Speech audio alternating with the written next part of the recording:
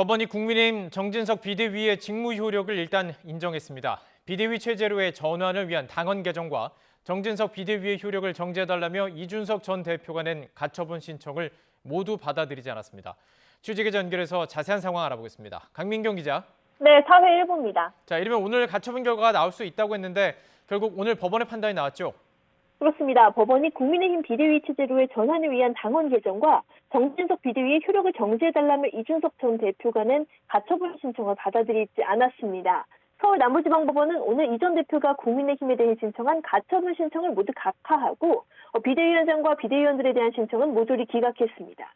재판부는 우선 이 전 대표가 국민의힘을 상대로 가처분 신청을 제기할 자격이 없다면서 각하, 즉 소송 요건을 갖추지 못했다고 판단했습니다. 이 전 대표의 당대표 지위 상실은 당원을 바꿔서가 아니라 정당한 비리가 설치되면서 사라진 거란 국민의힘의 주장을 받아들인 겁니다. 재판부는 이어서 정진석 비대위원장의 직무집행 효력을 정지해달라는 4차 가처분 신청에 대해서는 실체적, 절차적 하자가 없다며 기각 판정을 내렸습니다. 실체적 하자와 관련해서 재판부는 개정당원에 따라 전국위가 열렸고 이 과정에서 정당 민주주의를 해칠 만한 요소가 없었다고 봤습니다.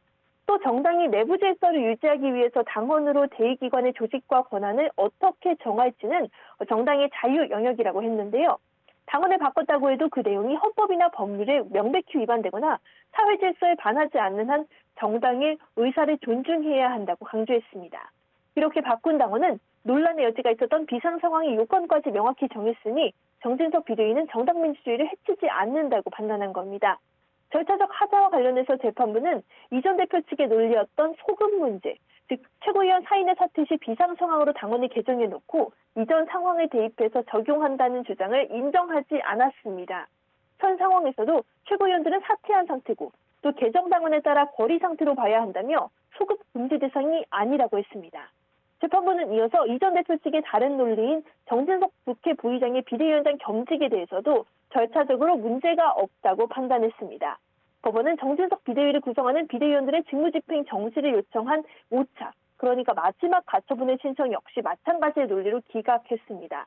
당원 개정이 정당한지를 다툰 3차 가처분 신청에 대해서는 이미 4차와 5차 가처분 신청을 한 상태고 이거는 따로 판단할 영역이 아니라면서 각하했습니다. 앞서 법원은 지난 8월 말에는 이 전 대표의 첫 가처분 신청을 일부 받아들여서 주호영 당시 비대위원장의 직무를 정지해야 한다고 결정했습니다. 그러나 이번에는 법원이 국민의힘의 손을 확실히 들어주면서 정진석 비대위 체제는 그대로 유지할 수 있게 됐습니다. 지금까지 사회부에서 전해드렸습니다.